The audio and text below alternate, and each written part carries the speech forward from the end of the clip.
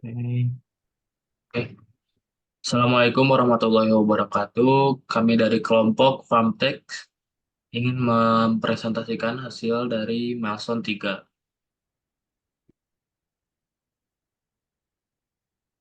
Yang pertama, kita perkenalan dulu dari role CEO, itu ada saya sendiri, yaitu Muhammad Afandi Hidayat. Lalu ada CTO, yaitu adalah Muhammad Iqbal. Lalu ada CMO, yaitu adalah Muhammad Lanang Abid Kusuma.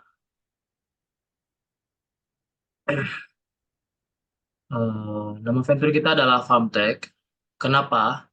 Karena masih banyak pertanian yang belum menggunakan sistem otomasi sehingga perlu untuk dimonitoring secara terus-menerus. Oleh karena itu, kami memiliki ide untuk membangun IoT untuk membantu para petani, khususnya petani hidroponik dalam memonitoring lahannya dengan cara yang lebih modern dan praktis.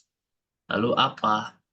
Karena masih banyak pertanian yang belum menggunakan sistem otomasi, sehingga perlu untuk dimonitoring secara terus-menerus. Oleh karena itu, kami memiliki ide untuk membangun IoT untuk membantu para petani, khususnya petani hidroponik dalam memonitoring lahan mereka dengan cara yang lebih modern dan praktis.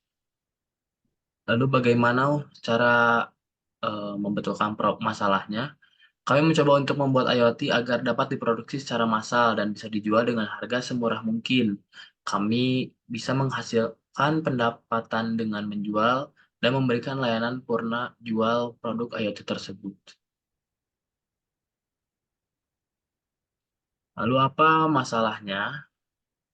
Di dalam konteksnya itu adalah petani perlu secara rutin memonitoring lahan agar dapat menghasilkan produk tani yang berkualitas. Masalahnya adalah petani seringkali gagal panen akibat masalah sepele seperti terlalu banyak memberi air ataupun kekurangan untuk em, menambah nutrisi. Lalu alternatifnya adalah menanam ulang tanpa mencari tahu penyebab dari masalah tersebut. Kebanyakan petani melakukan hal tersebut. Lalu alternatif shortcutnya adalah terjadinya gagal panen atau panen kurang yang memuaskan, sehingga membuat para petani kesal, bingung, dan marah. Quantifiable impact-nya adalah kerugian secara material, waktu, dan tenaga, sehingga membuat para petani berhenti untuk menggunakan metode hidroponik. Customer yang kita cari adalah para petani hidroponik. Lalu kita melakukan interview dan juga survei. Kita melakukan interview dan survei ke 1 sampai 5 orang dengan metode wawancara. Dan mereka semua setuju dengan apa yang kita usulkan. Next. Nah, kalkulasi market size-nya itu adalah, menurut sumber, pasar IoT dalam pertanian di Asia Pasifik diperkirakan akan mencapai 11 juta dolar pada tahun 2026 dengan CAGR 9,8% selama periode 2021 sampai 2026. Lalu seluruh wilayah Indonesia, khususnya 5 pulau besar, mempunyai banyak potensi untuk menjadi lumbung pangan dan memanfaatkan IoT. Pulau Jawa, Pulau Sumatera, dan Bali menjadi wilayah yang sudah mulai banyak memanfaatkan IoT dan bekerja sama dengan kompetitor. Target yang mungkin adalah 5 pulau besar yang ada di Indonesia, khususnya Pulau Jawa. Lalu dari eh, lima, lima orang yang kita interview dan wawancara, ya ini adalah salah satu orang tersebut. Dia berusia 21 tahun, dia memiliki goals itu menjadi petani milenial dan bisa menginspirasi orang-orang, terutama pemuda, untuk menjadi seorang petani milenial. Dia memiliki frustasi karena memiliki beberapa lahan hidroponik dan konvensional, jadi sering terjadi gagal panen dikarenakan tidak terpantau ketika kekurangan nutrisi ataupun kadar pH air yang salah. Next. Value proposition kampasnya yaitu adalah produk yang kita bisa membuat pelanggan lebih efisien dan hemat waktu dalam memonitoring lahan. Servis yang kita berikan adalah alat untuk memonitoring pH air dan kadar nutrisi yang dibutuhkan. Yaitu adalah memonitoring kadar pH air dan nutrisi dari jauh. Lalu, apakah mereka akan senang? Ya, mereka sangat senang jika mereka dapat memonitoring lahan dari jauh dan membuat waktu lebih efisien. Eh, Biasanya, klien kesusahan ketika harus memonitoring lahan secara langsung, karena seperti yang kita interview tadi, dia memiliki beberapa lahan dan kekurangan tenaga, sehingga dia membutuhkan alat untuk memonitoring lahannya dari jarak jauh. Eh, sering Mereka sering gagal panen karena salah pH air atau nutrisi yang tidak tercukupi, sehingga mereka kesal akan hal itu. Next. Solusi yang kita tawarkan adalah sensor pemantau tanaman. Perusahaan dapat menyediakan sensor IoT yang dapat dipasang di lahan pertanian untuk memantau kondisi tanaman seperti kelembapan tanah, suhu, dan kualitas udara. Informasi ini dapat membantu para petani mengoptimalkan penggunaan air dan nutrisi. Lalu sistem irigasi otomatis. Penawaran berupa sistem irigasi otomatis yang dapat diatur berdasarkan data dari sensor IoT. Dapat membantu petani menghemat air dan meningkatkan hasil panen. Lalu yang ketiga adalah pemantauan peralatan. IoT sebelumnya dapat Nah, digunakan untuk memantau kondisi dan kinerja peralatan pertanian. Petani dapat menerima peringatan jika ada masalah atau perawatan yang diperlukan. Next. Nah, berikut adalah kompetitor. Kompetitor satu memiliki sebuah produk sensor IoT untuk memantau tanaman. Mereka menjual dengan harga 1 juta per satu alat. Mereka memiliki branding di website, sosial media, dan juga pameran. Packagingnya berupa kotak kardus dengan logo dan informasi produk.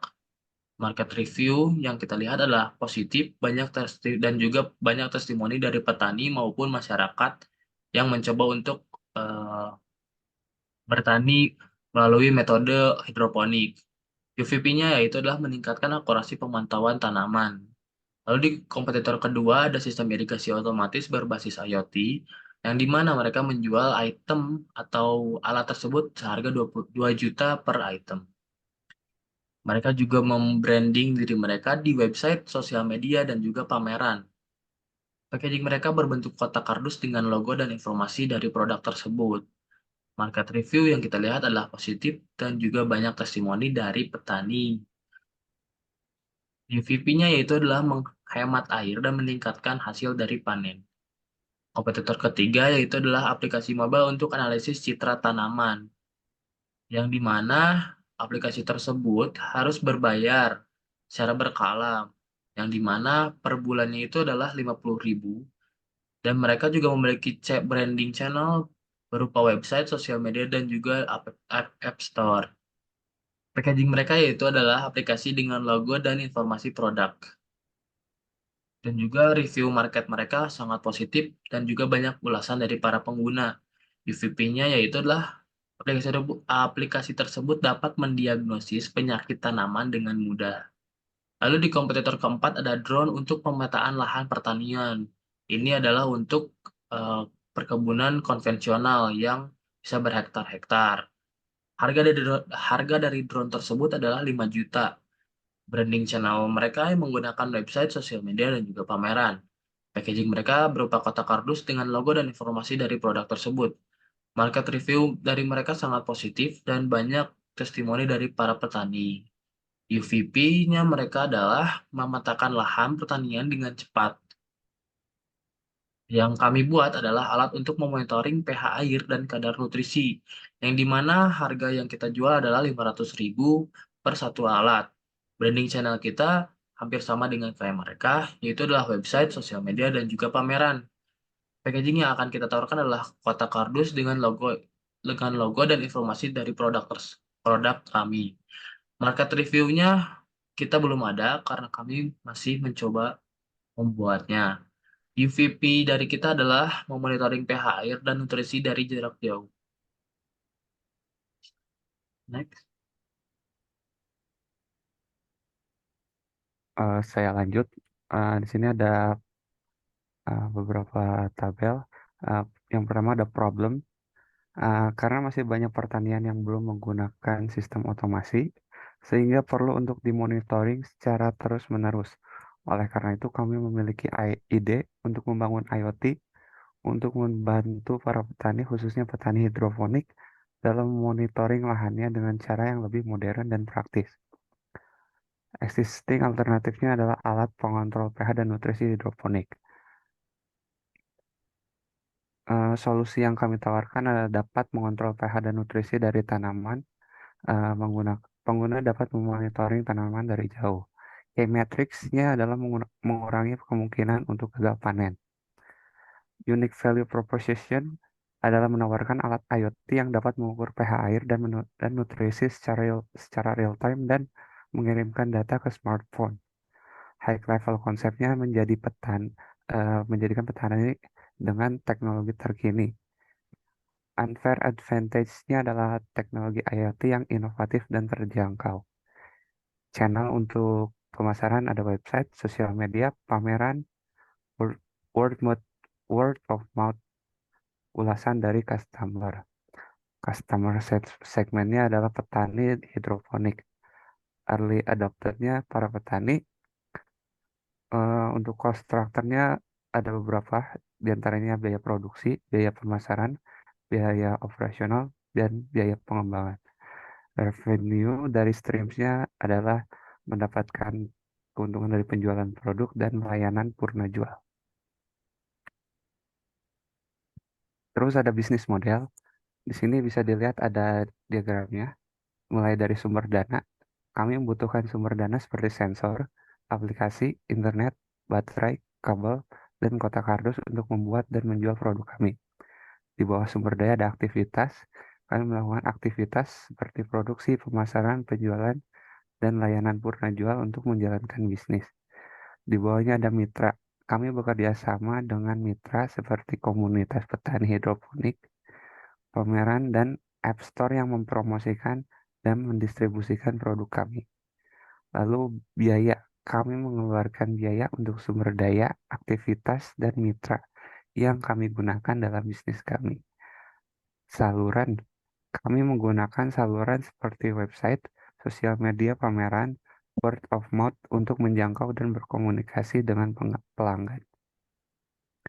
Pada segmen pelanggan, kami menargetkan segmen pelanggan yaitu petani hidroponik yang membutuhkan solusi untuk memantau pH air dan kadar nutrisi tanaman mereka dari jauh.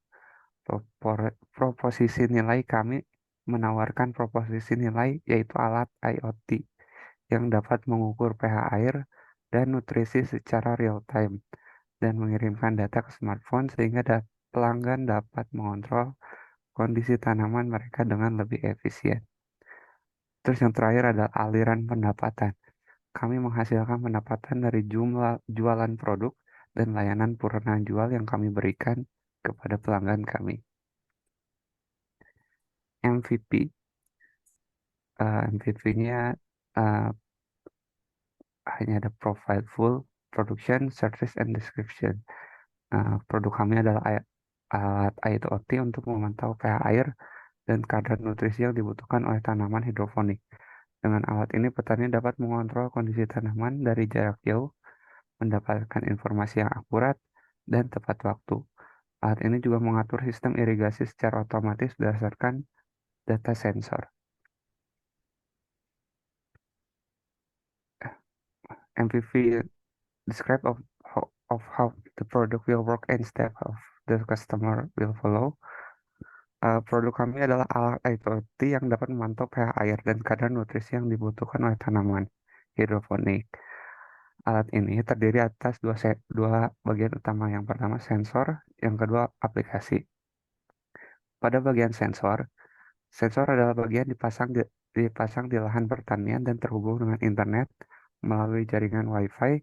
Sensor ini dapat mengukur pH air dan menutrisi secara real time dan mengirimkannya ke aplikasi di smartphone. Aplikasi, bagian yang diinstal di smartphone pelanggan, akan terhubung dengan sensor melalui internet.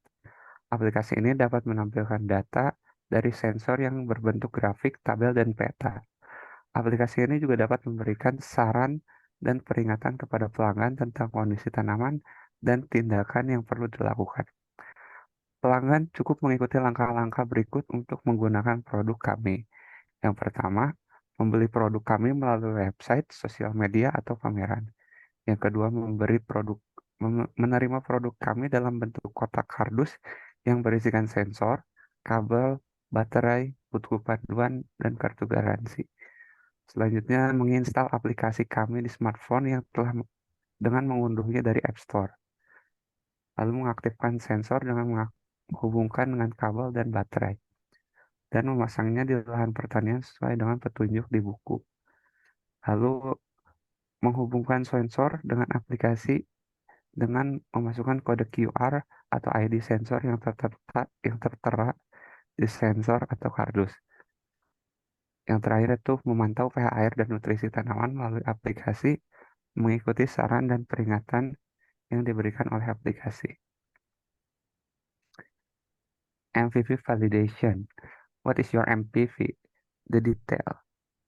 Berapa lama kami melakukan pengujian? Kami menguji MPV ini kurang lebih sekitar 6 bulan. Targetnya yaitu adalah para petani hidroponik. Cara lalu how to get the audience adalah didapatkan dengan cara share di komunitas sosial media petani hidroponik dan mendatangi kebun yang dimiliki. Hasil dari tesnya, apakah cukup untuk customer tertarik gitu? Berdasarkan riset kami, ya karena customer cukup antusias dengan adanya alat untuk memonitoring lahan hidroponik mereka dari jarak jauh. Terus soal harganya, eh, eh, apakah menarik? Iya, karena harganya bisa dibilang cukup terjangkau dan bersaing dengan produk lain. Apakah pelanggan akan kembali? Customer memiliki ketertarikan terhadap produk yang dibuat karena produk dibuat dapat dibeli dan digunakan ulang untuk lahan baru. Did the customer recommended our product? Jika customer merasa telah memiliki pengalaman yang positif, produk ini mendapatkan hasil panen yang melimpah dan meminimalisir kemungkinan gagal panen, maka customer akan merekomendasikan produk yang kami buat. Hasilnya perfect. Nah, realisasinya adalah pentingnya bekerja sama dengan komunitas petani hidroponik untuk merealisasikan kebutuhan petani, khususnya petani hidroponik. Penggunaan alat sangat sederhana sehingga mempermudah para petani untuk terbiasa menggunakan produk tersebut. Keberhasilan terbesar ialah dapat mempermudah petani dalam meminimalisir gagal panen yang sering dialami oleh petani. Langkah selanjutnya adalah mengembangkan teknologi IoT untuk kebutuhan para petani di lahan selain dapat monitoring lahan. Terus mengedepankan kualitas produk agar dapat digunakan dalam jangka waktu yang panjang. Sales plan. Nah, di sini ada planning untuk salesnya. Untuk customer sales fundamental, itu pertama kita nentuin target market, di mana kita membuat edukasi konten di sosial media mengenai penggunaan alat monitoring lahan hidroponik.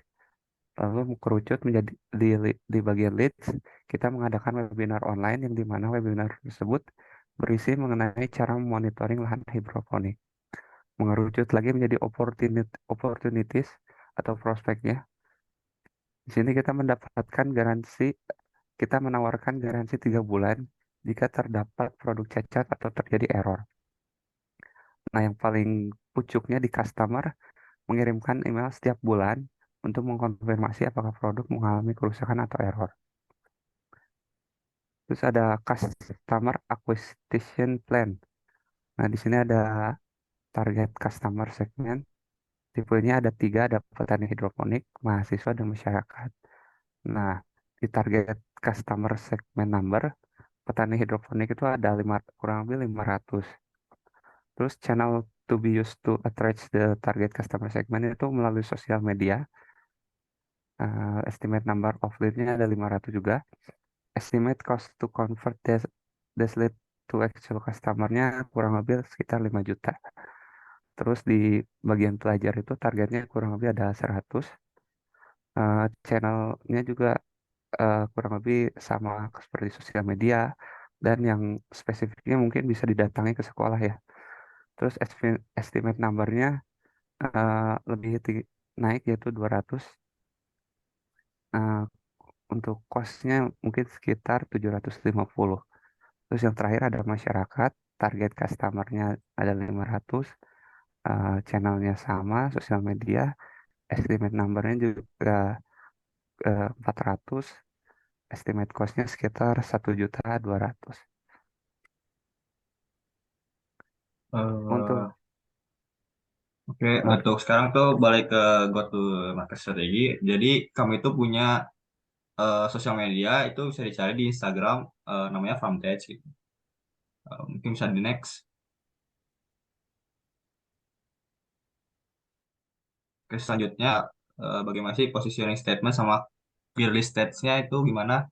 Terus apa itu value-nya? Terus bawa customer itu untuk apa gitu. Jadi untuk sebagai startup IoT hidroponik, kami berdedikasi untuk membantu petani meningkatkan efisiensi produktivitas tanaman mereka. Perlu kami juga menggabungkan teknologi canggih dan ramah lingkungan untuk memberikan solusi hidroponik inovatif yang mudah digunakan, terjangkau, dan dapat diandalkan. Dengan layanan kami, petani dapat mengoptimalkan proses pertanian mereka, mengurangi limbah, serta meningkatkan hasil panen. Terus apa aja sih action plan to reach your sales gitu. Untuk kuartal pertama itu ada fokus pada peningkatan kesadaran mereka melalui media sosial dan pameran pertanian. Terus yang pada kuartal kedua kami mulai kampanye email marketing untuk menarik lebih banyak leads dan mengubahnya menjadi peluang. Kuartal ketiga kami melakukan demo produk ya, dan ditawarkan penawaran khusus untuk mengubah peluang menjadi pelanggan. Setelah kuartal 4, kami meningkatkan dukungan pelanggan dan tawaran penawaran khusus untuk mempertahankan pelanggan. Next. Oke, selanjutnya ada model penjualan. Kami memiliki model penjualan langsung, penjualan online, kemitraan dengan toko pertanian, serta pameran dan konversi. Pada penjualan langsung, kita melakukan penjualan langsung kepada petani atau bisnis yang tertarik dengan teknologi hidroponik. Terus dari media online-nya menyediakan platform online di mana pelanggan dapat membeli produk atau layanan secara langsung. Terus kalau kemitraan dengan toko pertanian, bekerja sama dengan toko pertanian lokal untuk menjual produksi atau layanan. Untuk pameran dan konversi itu dihadiri pameran dan konversi pertanian untuk menunjukkan produk dan menarik pelanggan baru. Terus model distribusinya itu ada pengiriman langsung yang mengirim produk langsung ke pelanggan setelah pembelian, lalu distribusi melalui toko pertanian untuk menyediakan produk ke toko pertanian mitra untuk dijual kepada pelanggan mereka. Lalu ada instalasi di tempat. Untuk sistem yang lebih kompleks, kami memiliki tim untuk instalasi perangkat keras di lokasi pelanggan. Untuk distribusi digital, perangkat lunak atau aplikasi distribusi dapat dilakukan secara digital melalui platform online atau aplikasi mobile. Next. Oke, selanjutnya ada financial plan. Itu pertama tuh ada starting cost-nya itu startup cost. Kami ada dana 74 juta untuk dana 74 juta untuk memenuhi bisnis registration fees, product development, web design, website development, serta komputer system. Lalu capital work in progress. Itu ada additional workstation itu membutuhkan 15 juta. Selanjutnya ada starting operation budget, itu kita butuh dana sekitar 31 juta yang dimana meliputi produk launch expense, rental expense, stationery and office supply, sama miscellaneous. Selanjutnya ada startup capital itu membutuhkan dana kita sebesar di 120 juta yang dimana share capitalnya itu 70 juta serta pinjaman dari bank itu sekitar 50 juta. Next. Selanjutnya ada forecast profit and loss itu eh, dari 12 bulan. Untuk salesnya kita pernah tuh menjual produk di bulan Januari itu pada bulan pertama itu 40, sampai bulan Desember tuh kira-kira itu kita targetnya tuh setiap bulan tuh naik 10% pelanggan, yang mana setiap bulan itu targetnya 10% naik gitu. Untuk cash sales-nya juga bisa dilihat setiap bulan tuh mengalami peningkatan sesuai dengan yang dijual per bulannya. Untuk harganya itu kita dipatok sekitar 500.000 untuk untuk 12 bulan, atau untuk 1 tahun itu nggak ada perubahan. Eh, untuk COGS-nya itu pertama tuh cost and service, eh, cost per unitnya 300.000, maksudnya tuh jadi tuh kita tuh kalau ngerakit, beli, dirakit, terus base-nya itu harga base itu 300.000. Jadi kita butuh dana 300.000 untuk membuatnya gitu. Lalu di sini ada profitnya, kita mendapatkan profit sekitar 8 juta dari eh, penjualan produk kami gitu. Terus selanjutnya ada fixed expense. Di sini ada tentang gaji, marketing and promotion, digital marketing, utilities, office supply, dan rent. Di untuk salarisnya itu di bulan pertama itu ada 3 juta, setiap bulannya itu naik 5% gitu. Untuk marketing promotionnya juga sama mengalami peningkatan setiap bulannya. Digital marketing kami tetap rencananya nggak ada untuk perubahannya. Digital marketing terus utilitiesnya juga sama, 1 tahun itu nggak ada perubahan. Office and mix juga sama, rentnya juga kira-kira 500.000 gitu. Terus untuk hasilnya itu net profit kita kita tuh profit ya, setiap bulan tuh profit, kita nggak ada lossnya. Eh, Terus gross profit marginnya itu 40% gitu, konstan sampai 1 tahun. Net profit marginnya itu 21%, akhirnya tuh sampai 18%. Coba di next. Jadi tadi itu data forecast itu, ini kami mengasumsikan bahwa pertumbuhan penjualan unit per bulannya itu sebesar 10%, dan untuk COGS-nya serta beberapa fixed expense tidak akan naik selama 12 bulan. Dengan hasil tersebut, kami bisa mencapai total profit yang cukup besar. Next. Lalu kita ada di financial projection, di mana untuk tahun pertama itu kita dapat jumlah unit, maksudnya penjualan itu sebesar 3.870, dan terus meningkat selama 5 tahun rencananya gitu. Lalu value each sale-nya itu sekitar 200.000, average price per unitnya 500.000 tetap konstan untuk sampai 2 tahun, lalu ditingkat kembali sekitar 3-4 tahun. Setelahnya juga peningkatan lagi setelah 5 tahun gitu. Untuk cost-nya juga eh, kami prediksi untuk 2 tahun, untuk 1 dan 2 tahun itu tetap sama, lalu akan ada kenaikan di tahun ketiga sampai tahun kelima, dan seterusnya. Terus total revenue-nya juga mengalami naik turun, lalu gross profit-nya juga sama mengalami naik naik turun. Lalu ke capital loss, equipment itu ada 250.000 di tahun pertama, lalu naik di tahun kedua sebesar 1 juta, lalu di tahun keempat itu ada 1 juta. Lalu product and development cost itu di tahun pertama 95.000, di tahun kedua itu ada 500.000, di tahun ketiga 700.000, dan di tahun kelima itu ada 1 juta. Terus others itu di tahun pertama itu 335.000, serta di tahun lainnya kita masih belum ada ini rencana gitu. Terus totalnya juga bisa dilihat 280.000, 100.000, 1 juta. Expense annual salaris, jadi gajinya itu tiap tahun naik. Untuk marketing and promotion juga eh, naik tiap tahunnya, sebagai kebutuhan untuk expense bisnisnya gitu. Untuk digital marketing juga sama, tiap tahunnya naik. Utilities kita juga tiap tahunnya naik gitu. Office supply, office supply, rent juga tiap tahunnya gitu naik gitu. Terus earningnya itu kita ada di totalnya di garis kelima, ya mengalami naik turun gitu. Next.